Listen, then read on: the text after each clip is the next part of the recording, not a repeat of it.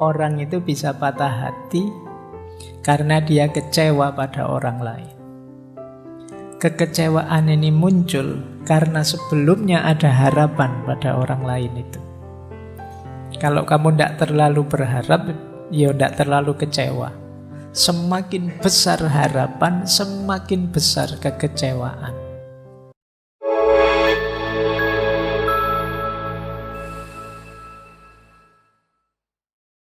Nursing one broken heart is equal to the worship of many years. Nah, kata beliau, nursing itu kan merawat, ngopeni.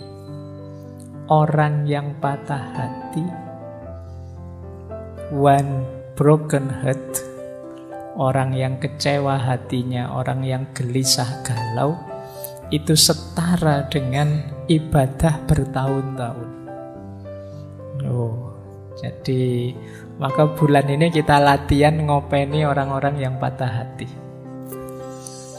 Jadi ayo latihan ya, karena seperti saya bilang di sesi pertama dulu, belakangan ini banyak orang depresi. Bahkan tingkat kematian karena depresi itu tinggi, mengalahkan kematian karena kanker. Jadi ayo ya, kita temani saudara-saudara teman kita yang sedang patah hati. Jangan diketawakan. Kita ketawa karena melihat dari luar. Kalau kita rasakan dari dalam, betapa berat yang mereka rasakan. Kadang-kadang di medsos itu malah dimarah-marahi. Ada orang depresi bahkan sampai mencoba bunuh diri, malah diketawakan, dimarah-marahi. Kita tidak tahu seberat apa beban yang ada di hati mereka. Bahkan kata Hazrat Sultan Bahu ini, kita merawat, menemani mereka yang patah hati itu seperti ibadah bertahun-tahun.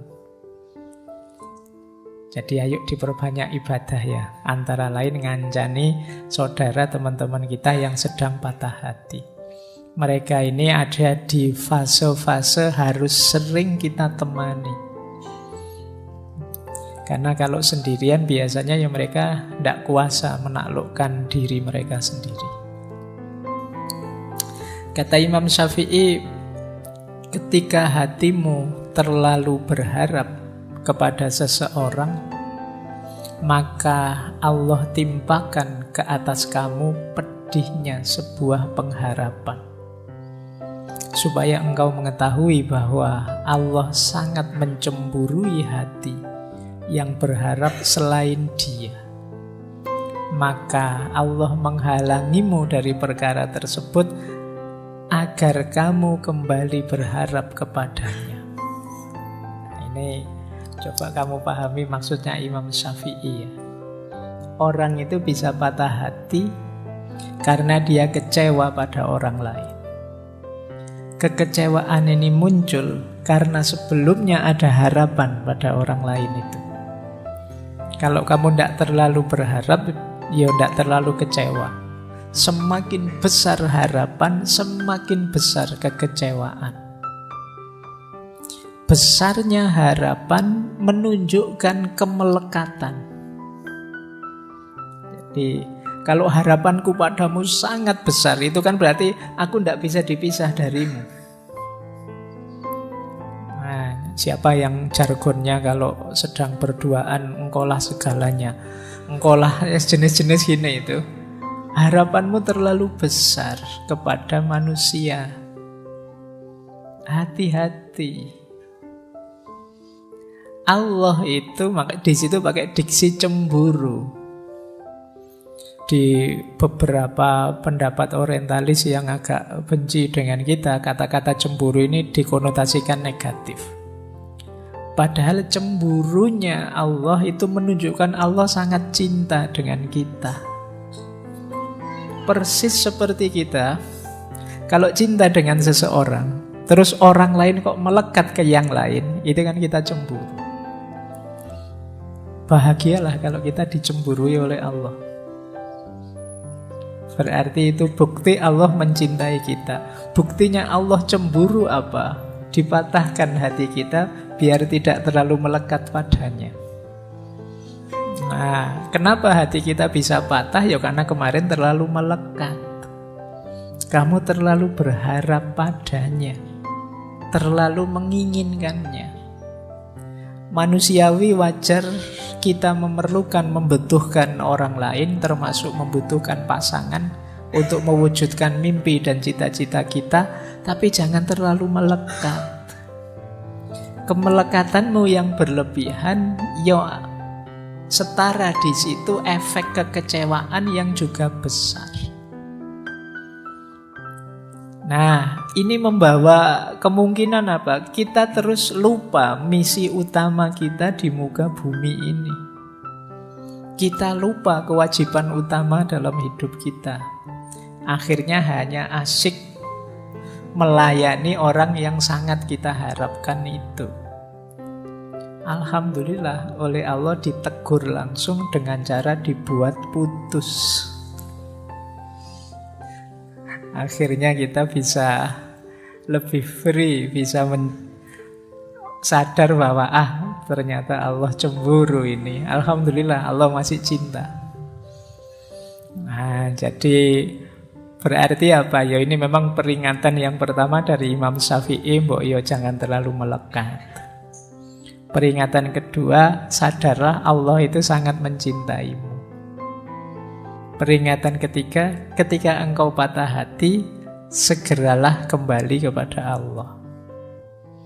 Ini dari quotes-nya Imam Syafi'i ini, paling tidak kita punya pijakan awal sekarang, ya jangan sedepresi itu. Kita masih punya Allah yang justru menunggu kita. Allah sangat mencintai kita, mencemburui kita. Kita saja mungkin yang terlalu jual mahal kepada Allah. Nah, ini perspektif pertama dari beliau Imam Syafi'i. Baik, saya lanjutkan ya. Kita mulai masuk ke tokoh-tokoh tasawuf sekarang. Ini Robi'ah. Di beberapa referensi ini salah satu munajatnya Robi'ah ketika dia masih jadi budak. Beliau ini sebenarnya lahir dari keluarga meskipun tidak kaya tapi terhormat, tapi mengalami banyak peristiwa tragis sehingga sampai beliau jadi budak. Dalam ceritanya ada momen ketika beliau pahit sekali, ketika beliau dikejar-kejar, ada seseorang yang ingin mencelakainya, kemudian sampai beliau terjatuh, terluka. Nah, ini salah satu kalimat yang beliau ucapkan saat terluka itu, yang di beberapa referensi bunyinya seperti ini. Ya Allah, aku adalah musafir, tanpa ayah dan ibu, seorang yatim piatu dan seorang budak. Aku telah terjatuh dan terluka. Meskipun demikian, aku tidak bersedih hati oleh kejadian ini. Hanya aku ingin sekali ridhomu. Ini Robi'ah. Ada cerita yang lain. Satu ketika Robi'ah ini jatuh berdarah. Saat dia melihat tangannya berdarah, dia tersenyum. Terus bilang, Alhamdulillah. Nah, muridnya dan juga temannya heran. Jatuh Alhamdulillah, itu kan harusnya innalillahi. Tapi tidak, kata Robi'ah, Alhamdulillah, ini dari kekasihku. Apapun yang diberikan oleh kekasihku, bagiku itu indah. Ya dia kan cintanya hanya pada Allah saja. Nah, kalimat munajatnya Robi'ah ini mengajarkan pada kita, apapun yang aku alami, sengsara seperti apapun, aku tidak masalah. Aku tidak sedih kok ya Allah, aku tidak galau. Asal engkau ridho padaku, itu sudah segalanya bagiku, kata Robi'ah. Jadi ungkapan seperti ini itu pasti muncul dari rasa cinta yang sangat dalam. Orang yang sudah cinta itu diberi apapun oleh yang dia cintai, termasuk hal-hal yang pahit sekalipun, dia tetap senang. Asal jangan dipisah dengan yang dia cintai. Maka cintanya Robiah pada Allah ya buahnya seperti ini. Dia rela sakit, dia rela berdarah-darah, gak masalah. Ya Allah, aku hanya ingin ridhomu saja. Ini dulu mirip ceritanya Rasulullah. Kan ada kisahnya Rasulullah itu waktu beliau berdakwah di Taif. Kemudian di situ beliau dilempari batu, ditaburi pasir, berdarah-darah, dikejar anak kecil-kecil. Sampai beliau istirahat di salah satu kebunnya orang Taif.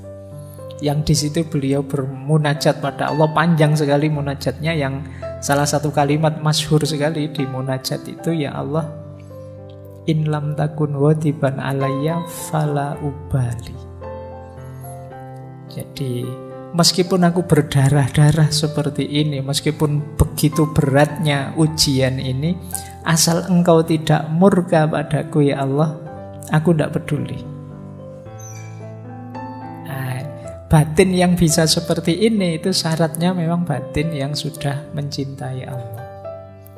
Kalau kamu masih negosiasi dengan Allah, masih banyak pamrihnya, masih belum ikhlas, ya mungkin bisa mengucapkan seperti itu, tapi formalitas. Ngomongnya sambil meningis-meningis, nangis, itu tidak bisa senyum kayak Robiah. Kamu sakit berdarah-darah, sakit ini kok ya. Meskipun kamu bilang tidak apa-apa ya Allah, yang penting kamu ridho, tapi ya beda kalau tidak ada cinta di dalamnya, itu acting, formalitas. Kalau Robiah ya keluarnya otomatis dari batin yang mencintai Allah. Loh, di versi perspektif yang ini berarti ada jalan agar patah hatimu tidak berat. Apa? Masih ada Allah. Tidak masalah kok kamu putus, tidak masalah kok kamu kecewa. Dalam keinginanmu yang manapun, asal Allah ridho. Nah, ini cara berpikirnya para sufi. Tidak masalah kamu nyalon gagal. Tidak masalah kamu ditinggal pasanganmu. Tidak masalah kamu dimaki-maki orang di medsos. Tidak masalah banyak sekali kepahitan hidupmu. Yang masalah satu-satunya adalah ridhonya Allah. Ini Allah ridho padaku apa tidak ya? Nilaiku jatuh tidak apa-apa. Ujianku kepepet-pepet terancam DO tidak masalah. Asal Allah ridho saja tidak apa-apa. Nah itu alasanmu ya nanti kalau ditanya orang tuamu. Kok tidak lulus-lulus le? Wah, saya tenang aja Pak, saya tidak lulus juga tidak apa-apa, nilai jelek juga tidak apa-apa Pak, yang penting Allah ridho. Nanti dijawab sama orang tua, mana bisa Allah ridho, kamu males. Baik, kita lanjutkan. Jadi ini cara pandangnya Robiah. Ada yang menarik dari perspektifnya Robiah tentang penderitaan, seperti patah hati ini. Ini bentuknya cerita. Coba nanti kita cek ya, kita ada di mana. Jadi satu ketika jalan bareng beberapa sufi besar. Robiah, kemudian Hasan al-Basri, Malik bin Dinar, dan Syakik al-Balkhi. Nah, terus ngobrol-ngobrol tentang ujian dan penderitaan. Diawali Imam Hasan al-Basri, kata beliau, orang itu tidak dipercaya kata-katanya. Jika dia tidak tabah kalau ada ujian dari Tuhannya. Sebaik apapun yang diomongkan orang, kata Hasan al-Basri, kalau dapat ujian kok tidak kuat, tidak tabah, terus melenceng, beda dengan yang diomongkan, ya tidak usah dipercaya omongannya. Ya kalau hidupnya senang terus sih tidak masalah, tapi begitu ada ujian, coba kayak gimana perilakunya. Orang itu kan kelihatan aslinya kalau pas lagi susah. Kalau pas lagi seneng sih kamu enak, tapi pas lagi susah, ayo coba, aslimu akan kelihatan. Maka kata Hasan al-Basri, orang itu tidak bisa dipercaya kata-katanya kalau dia tidak tabah tabah, menerima ujian dari Tuhan. Tapi pandangan ini dikritik oleh Robi'ah. Kata-katamu itu berbau egoisme. Masih aku. Nah, terus Syakik mencoba menjawab, mungkin ini yang diinginkan Robi'ah. Kata Syakik Al-Balkhi, seseorang tidak dapat dipercaya kata-katanya jika dia tidak bersyukur atas ujian dari Tuhannya. Ini lebih tinggi levelnya. Diuji sulit tapi malah bersyukur. Ini sebenarnya orang pintar. Karena dia tahu di balik segala ujian dari Allah itu pasti ada hikmah, ada makna untuk peningkatan kualitas dirinya. Maka ketika diberi kesulitan dia bersyukur. Ini lebih tinggi.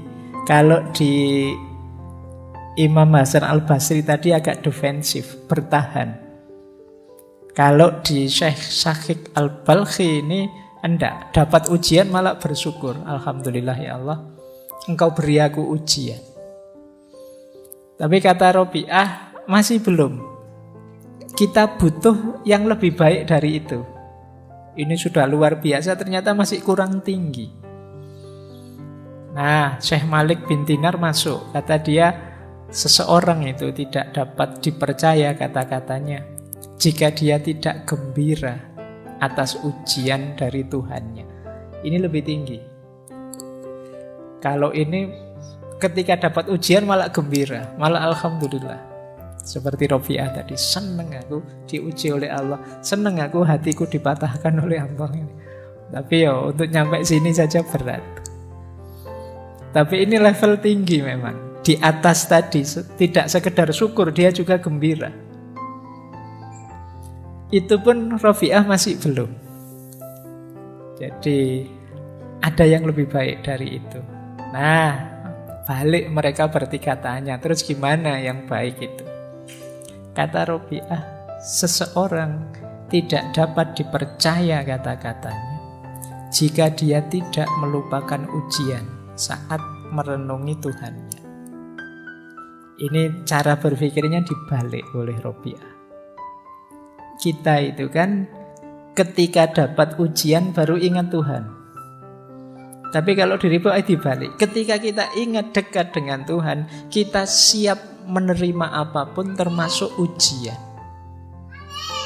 Jadi orang di levelnya Robi'ah ini bahkan sebelum mendapat ujian, dia sudah ikhlas, sudah ridho. Ya Allah, Engkau beri apapun aku siap. Yang paling pahit pun aku siap, asal Engkau tidak meninggalkanku. Ini yang saya bilang tadi, level cinta. Sulit orang seperti ini, karena itu berarti dia tidak tidak minta yang sifatnya menyenangkan, menggembirakan. Yang dia minta hanya biar bisa dekat pada Allah. Kalau kita kan masih banyak permohonan macam-macam kepada Allah. Kalau Robi'ah tidak, dia mintanya Allah saja. Ini coba ya, nanti kalian ada di mana? Kalau ada ujian kalian tabah, atau kalian bersyukur, atau kalian gembira, atau tidak kamu pikir sama sekali, siap menerima apapun asal dekat terus dengan Allah. Nah, ini jawabannya tidak bisa hafalan ya. Karena kalau mahasiswa kalau ditanya begitu mesti hafalan. Hafalan itu dia jawab yang paling baik. Kamu tanya yang jujur, dirimu ada di mana, nanti ayo, kalau memang masih di bawah, ya kalau bisa naik kelas.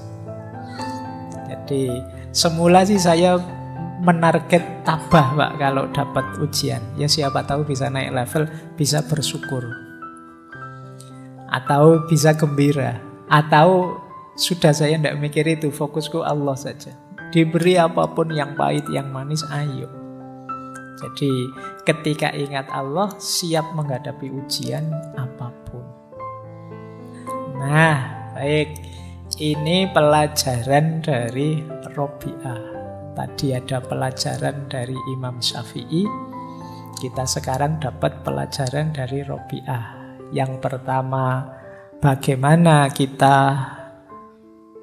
hanya mencari ridhonya Allah. Yang kedua, bagaimana kita siap menerima apapun ketetapannya Allah, termasuk yang manis, termasuk yang pahit, asal Allah selalu dekat dengan kita. Ini bisa kalian jadikan rumus ya. Ada kesedihanmu apapun, semoga kamu tidak kemana-mana selain menuju pada Allah saja. Baik, ambil nafas sebentar, karena ini tambah lama tambah dalam, tambah berat. Jadi nanti mungkin kapan-kapan kalau setelah ngaji kamu review lagi untuk meningkatkan kualitas dirimu. Baik, sekarang saya masuk dari beliau, sufi dari India yang dakwahnya sampai Amerika, di sana mendirikan Torekot Inayati dari beliau Hazrat Inayat Khan. Beliau ini menarik. Kalau Maulana Jalaluddin Rumi itu menggabungkan tari dengan kesufian. Kalau beliau ini menggabungkan musik dengan kesufian. Jadi beliau ini pemusik tapi juga sufi. Menulis banyak sekali tentang musik. Dulu pernah kita bahas. Saya lupa itu di tahun berapa, mungkin 2021 atau berapa, zaman pandemi. Saya masih ingat karena di era pandemi kan saya ngomong sendiri di kamar itu.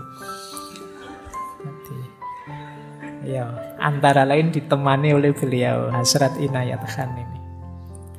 Baik, ada beberapa pandangan dari Hazrat Inayat Khan. Yang pertama, beliau mengingatkan kita, mirip seperti Imam Syafi'i tadi, cinta adalah berkah, tetapi berubah menjadi kutukan dalam keterikatan. Jadi lagi-lagi penyakitnya adalah keterikatan. Loh Pak, gimana Pak? Saya mencintai tapi tidak terikat, itu bagaimana? Jadi kalian membutuhkan orang lain, ya.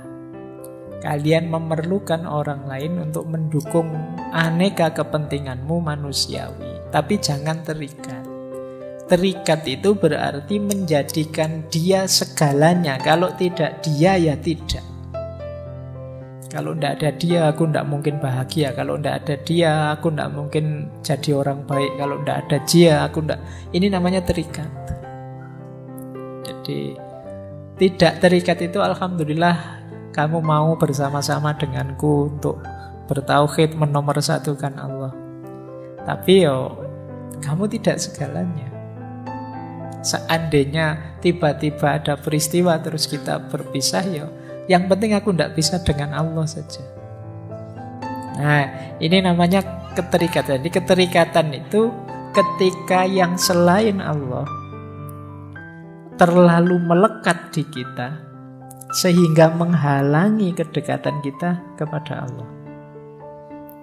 Jadi itu namanya kemelekatan. Makanya dalam Al-Quran itu ada beberapa ayat yang agak unik. Misalnya ayat yang menyebut amwalukum wa auladukum fitnah, bahwa hartamu juga anak-anakmu itu oleh Al-Quran bisa jadi fitnah. Itu kan kita heran, loh kok anak-anak bisa jadi fitnah? Karena kita kadang terlalu melekat sehingga menghalangi kita dari Allah. Jadi ini yang disebut kemelekatan. Makanya cinta itu barokah. Tapi kalau berubah jadi kemelekatan, ya dia jadi kutukan. Kenapa jadi kutukan? Menghalangi kita dari Allah. Maka cintamu pada yang selain Allah jadikan sebagai jalan untuk kamu lebih dekat kepada Allah. Kalian berdua yang saling mencintai, melekatlah sama-sama pada Allah. Jangan kalian yang saling melekat tapi jauh dari Allah. Istilah melekat itu tidak enak ya, kalau suruh melekat sama-sama malah ngeri. Ya wis pokoknya hindari kemelekatan lah. Jadi keterikatan biar tidak kemelekatan ya. Jadi itu rumus. Ini mirip seperti yang disampaikan oleh Imam Syafi'i tadi. Yang kedua, kata Hasrat Inayat Khan, seseorang tidak perlu jatuh dalam cinta, tapi dia harusnya bangkit melalui cinta.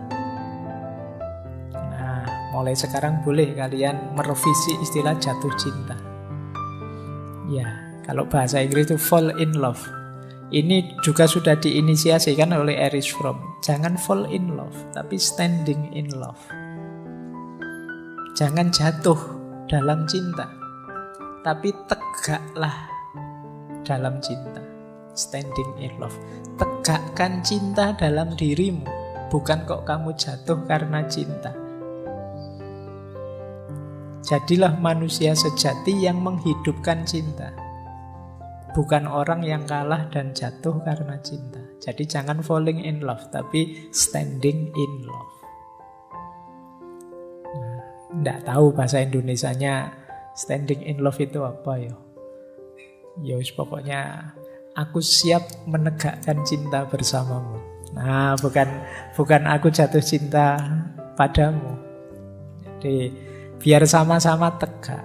Kalau istilahnya Hasrat Inayat Khan, seseorang harus bangkit, muncullah, eksislah melalui cinta. Jadi cinta jangan jadi kuburanmu. Ketika jatuh cinta kamu terus hilang, nggak otentik lagi. Tapi cinta jadi jalanmu untuk eksis, jalanmu untuk hidup, menyayangi dan mencintai. Jadi ini nasihatnya Hasrat Inayat Khan. Jadi kenapa kok orang bisa patah hati? Jangan-jangan kemarin memang mode cintanya mode jatuh cinta. Pasti saja kamu jatuh. Maka ayo standing in love, biar kamu tegak. Jadi bareng-bareng menegakkan diri, eksis. Baik, terus yang ketiga, ini lanjutannya sebenarnya. Dari cangkang patah hati muncul jiwa baru yang lahir. Seandainya dalam cinta kalian mengalami patah hati, tidak masalah. Jadi ada sunnatullah dalam hidup ini bahwa menyusuli kehancuran itu pertumbuhan. Jadi kalau sesuatu itu sudah busuk, hancur, dari situ akan lahir sesuatu yang baru. Maka dari cangkangnya patah hati, lahirlah jadi orang baru. Lahirlah jadi manusia yang baru. Kalau kalian sangat kecewa dengan apapun sebelumnya dalam hidupmu, tidak hanya patah hati ditinggal pacar, kecewa karena apapun, maka jangan ambruk, jangan jatuh, keluarlah tegak bahwa inilah aku yang baru sekarang. Misalnya kok sangat apes, terpaksa kamu kuliah kok di DO. Begitu kamu di DO, keluar dari kampusmu sambil bilang, inilah aku yang baru, yang lahir. Jadi keruntuhanmu adalah sumber kelahiranmu kembali. Jadi kamu tidak depresi.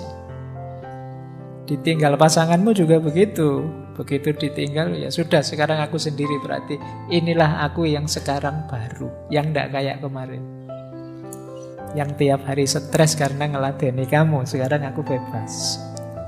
Nah, jadi dari cangkang patah hati muncul jiwa baru yang lahir.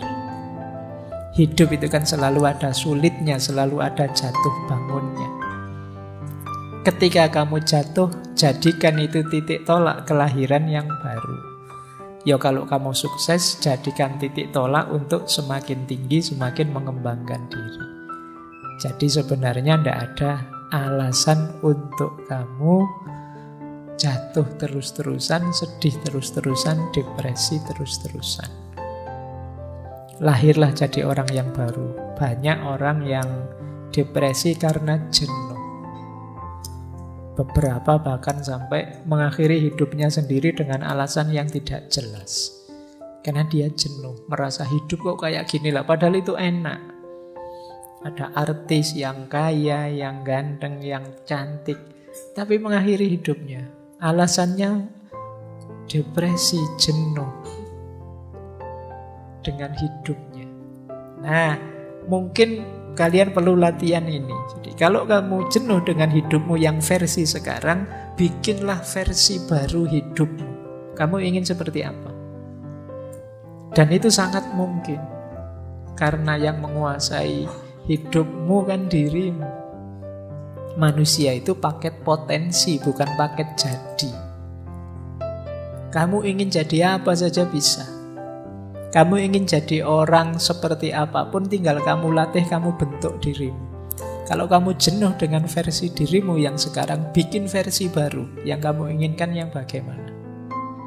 Yo, tentu saja semoga versi barumu yang positif. Jangan kok, Pak saya jenuh jadi orang baik Pak. Misalnya, yo jongono. Jadi versi yang baru yang positif. Pak saya jenuh jadi orang yang kemarin kok terlalu pendiam ya, jadi kurang ya sudah, ayo latihan nggak pendiam lagi, mungkin agak ceria sedikit, agak terbuka sedikit. Pak saya ini jenuh Pak, melihat diri saya itu loh kok cerewet saya itu. Ayo coba yuk latihan ngerem sedikit biar tidak cerewet, bisa kok. Jadi engkau adalah seperti apa engkau bentuk hidupmu. Jadi jangan merasa dirimu itu harga mati. Pak saya itu memang orangnya pemarah kok Pak. Enggak kok, kamu bisa enggak pemarah. Tinggal kamu latihan saja. Bikin versi dirimu yang versi kalem. Nah, kalau selama ini pemarah, ya besok ke kampus bilang ke teman-teman, ini versi baru ini versi kalem ini. Nah, itu. Jadi biar temenmu bisa bantu, bisa dukung dikit-dikit lah, ini versi kalem ini. Nanti biar kamu kok tiba-tiba marah, temenmu ngingetin, katanya versi kalem. Oh iya, balik lagi. Nah, mungkin lama-lama jadi kalem beneran. Baik, jadi ini nasihat dari Hazrat Inayat Khan.